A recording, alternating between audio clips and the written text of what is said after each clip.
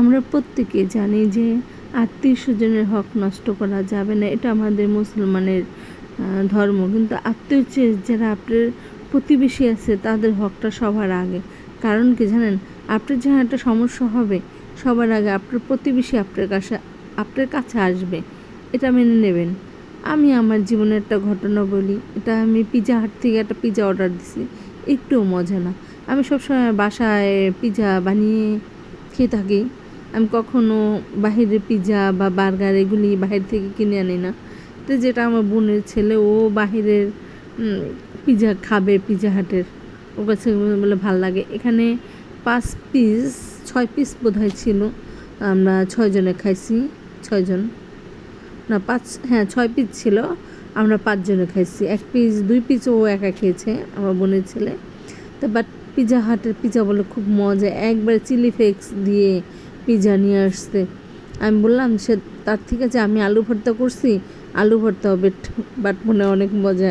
এর জন্য আমার বোনের ছেলে হাসতেছে, মিনির মধ্যে খেয়ে খেয়ে শেষ করে দিছে। আর এই যে বোনের ছেলের বউ, যে ওইটা চিমুলি, মানে চিকনা চিমুলি, ওদের আমরা বেশিরভাগ চিমুলি বলে ডাকি, ও অনেক শুকনা। ওর ভেবি এই যে এইটা, আর ও এই বয়সে বাবা হয়েছে। দেখেন বাবা মেয়েরে উঠাইতেছে ঘুম থেকে, উঠতেছে দেখা। এই যে ও কিন্তু দেখছেন তাকাই রয়েছে। তা পিৎজা হাট থেকে পিৎজা এনে খাইলাম, আর ওরে নিয়ে দুষ্টামি করতেছিলাম। দেখেন কম বয়সে বাবা হইলে যেটা করে, ও সারাদিন ওর মেয়ে নিয়ে বসে থাকবে, আর মেয়ের সাথে গল্প করবে। আসলে অল্প বয়সে অনেক কিছু পেলে যা করে। যাক, ভিডিও রিলেটেড কিছু কথা বলে নিলাম। এখন আমার কিছু কথা বলি, যেটা বাস্তব জীবনের কথা। সেটা কি জানেন, আমরা অনেকে মনে করি আত্মীয় স্বজনরে দাওয়াত দিয়ে খাওয়াতে হবে, আনতে হবে, আত্মীয় স্বজনের সমস্যা। হ্যাঁ, আত্মীয় স্বজন আছে, কিন্তু আপনি যখন একটা সমস্যায় পড়বেন সবার আগে আপনার প্রতিবেশীরা ডাক দিয়ে দেখেন।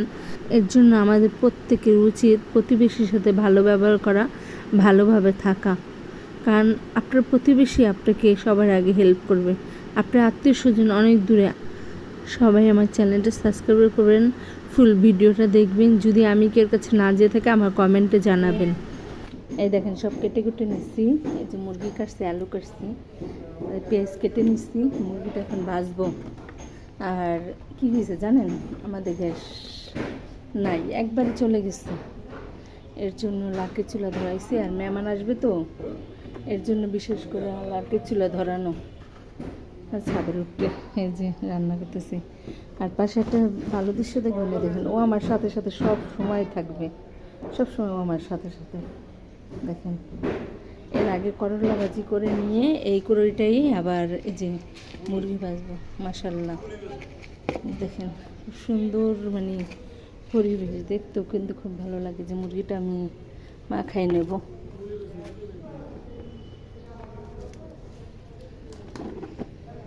মশলা আমি সব নিয়ে আসছি, দিয়ে সব কিছু মাখিয়ে নেব।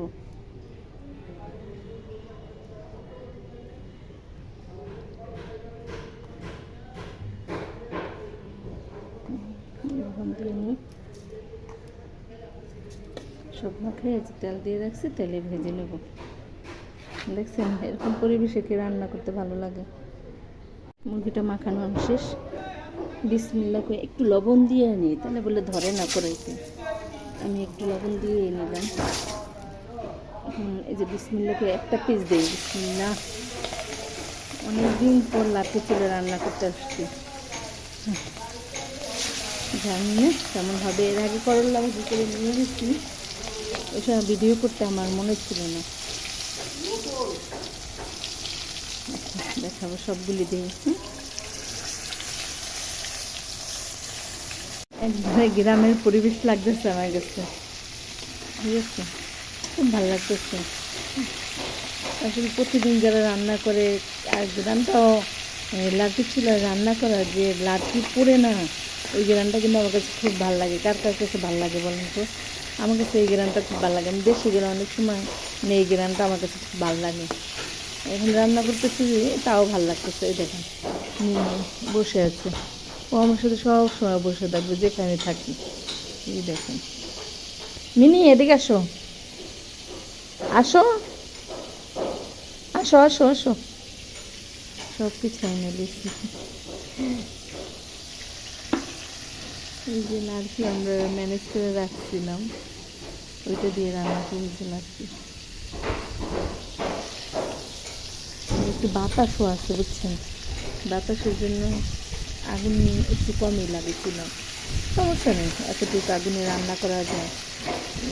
ঢাকা শহর তো এখন বিশাল বড় এক সমস্যা, গ্যাস থাকে না। তা আজকে আমিও ভাবছি প্রতিদিন যেহেতু গ্যাস থাকি, কয়েকদিন গ্যাস ছিল, তা থাকবে গ্যাস, রান্না করব, সব ম্যানেজ করে রান্না করতে নিচ্ছি। এখন দেখি গ্যাস নেই, তা কী করবো, ম্যানেজ করে নিয়ে আসছি যে লাঠি ছেলে রান্না করেছিল। আপনার ভালো লাগছে।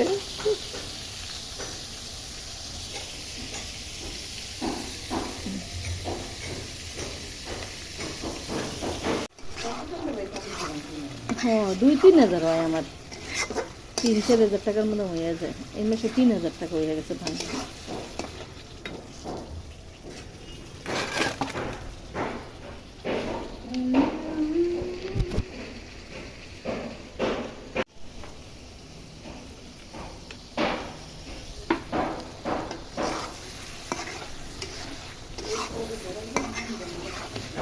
হুম, ওটার ইটা একটু বড়।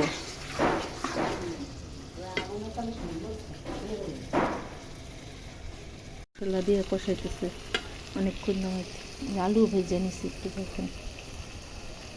আর এটা হয়েছে ওই যে মুরগি ভাইজা রেখে দিচ্ছি, রেখে দিছি না। আর আলু আর মশলা সুন্দর করে কষাই নি।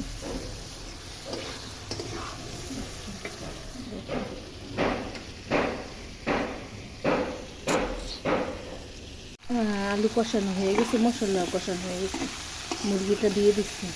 মুরগি তো ভাজাই আছে, অল্প ঝোল দিয়ে দই করে নেব। আমি কিন্তু কখনো লাড্ডু চুলা রান্না করি না, কিন্তু মাঝে মাঝে ঢাকা থেকে রান্না করি। আগুন কিন্তু জ্বলে, তারপর ছোটো চুলা না, এর জন্য তো ধুমাটা, এই যে পাইজাটা লাগতে দিচ্ছি, এই ধুমাটা উঠতেছিল। পানি দিয়ে দিই।